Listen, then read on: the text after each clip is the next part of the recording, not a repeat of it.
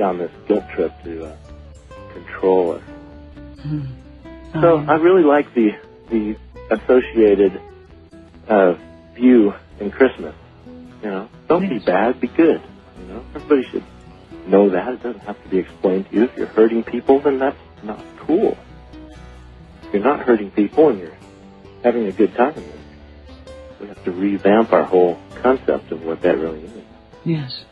This is KPFK 90.7 FM Los Angeles, 98.7 FM in Santa Barbara County. You are tuned to Radio Alchemy on Something's Happening with Roy of Hollywood. I'm your host, Evan. On the line, James Arthur. You have to go to his website. Tons of material out there. Some of his previous speaking engagements, because this man gets around. His website is www.jamesarthur.com, and Arthur is... .net. Oh, jamesarthur.net. And Arthur is spelled A-R-T-H-U-R, correct? Yeah, just like the King Arthur. Yes. jamesarthur.net, not .com, .net. Go there, find out about the magic mushroom and its significance and what maybe could be significant to us today, which is a grand review. It would be amazing for our civilization to go through a grand review, a mass grand review, the United States on mushrooms. Wow, James. Now, talking about a conscious or maybe an extra-conscious revolution, that would be absolutely amazing. From the civilizations that you've studied that had this as a natural part of their lives, what could you say about their civilizations? I mean, were they still, kind of did they still have crime? Did they still have murders? I mean, did they actually have a higher civilization because they went through this kind of review process on a personal basis? Well, of course, it's really hard to tell because most of the real understanding of the ancient civilizations have all been wiped out by the Crusades and the library burnings and the destruction. It's really funny. I mean, we go all over the world and we see nothing but ruins and rubble, and once we start to study it, we realize that most of this was done by Rome. When the Catholic Church was created and it was become a Christian or die, then that's really what they did, and they marched in with their armies and they destroyed the area and burned all the books and the manuscripts and everything, and so it's really hard to know.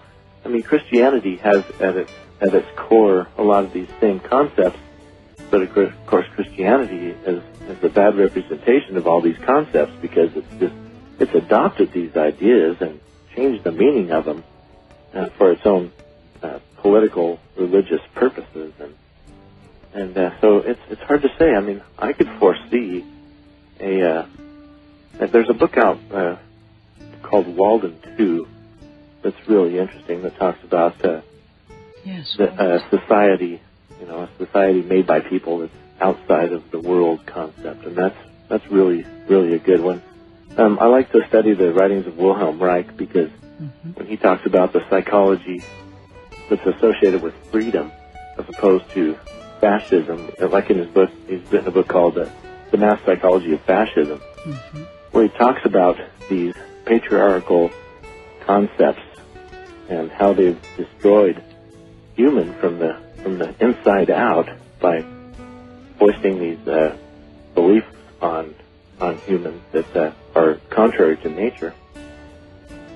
And of course, when he did that, well, he wrote several books. One's called The Mass Psychology of Fascism. Then there's one that's called the Sexual Revolution. And I mean, he talks about cultures that are in the world that don't have these laws, and as opposed to the ones that do.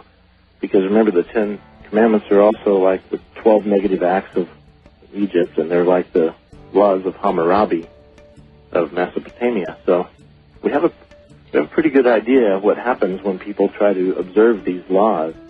And so when I say that mushrooms are at the roots of these religions, it doesn't say that these people are using mushrooms, because I don't think they are, and they haven't been for a long time and probably never have. They just took all the ideas and concepts and changed the meaning of them. So in other words, I definitely don't agree with the fundamentalist Christian concept that we're going to have to conquer and destroy everybody and force everybody to all be Christians. Neither do I believe in the Islamic concept that we have to conquer everybody and make everybody a Muslim. But these are all parts of the same religious structure. And even though they have the mushrooms at the base of it, I think that it's been stolen, been usurped, just like the caduceus was usurped by the medical establishment and says, we have the drugs and we tell you what drugs to do. You don't do them yourself. You don't know what they are. You stay away from the knowledge of what they are, because we're the ones that have the symbol. We are authorized to hold this symbol, the caduceus, the knowledge for drugs, and you're not. So the Pharmacratic Inquisition goes directly in line with the sexual repression of the world. Now, of course, when Wilhelm Reich wrote these books, what happened to him? Back in the 50s, he was arrested. They arrested him for being a quack, for practicing quackery, because he was a psychiatrist telling people that, that it's the laws against sex that have screwed everybody all up. And they threw him in jail, threw him in prison, where he was only in there for a few weeks, and then he died of a heart attack. But they saw fit to take all of his books. They confiscated all of his books from the libraries, confiscated all of his books from the bookstores, shipped them all up to New York, where they burned them in the incinerators. Now, this is in the 50s in the United States. We think we have freedom of speech here. Well, I'm sorry, but we have freedom of speech as long as we're saying the right thing. Yeah, and we have freedom of speech as long as you're not heard. And it seems that that's what they certainly wanted for Wilhelm Reich. Hey, darling, this hour, of course, has flown by. Give us, again, your website and the title of your new book and when we expect to see it. Okay, well, the original book that's out right now is called Mushrooms and Mankind, and you can find a lot of it on the web if you just go type in Mushrooms and Mankind to any website. But my website is jamesarthur.net, and the new book, which is coming out this year, there's actually two books. One's called Mushrooms, Ayahuasca, and DMT, the Keys to the Doorways of Eternity, and that deals with a whole bunch of other similar stuff, but different also. Yes. And then the book about Christmas will be called Hidden Mysteries of Christmas, an unveiling of mushrooms, magic, and astrotheology influencing Christmas customs and traditions. Fantastic, James. Want to thank you so much for joining us here on this holiday special, a look at the origins of Christmas. And want to thank you for all your amazing research.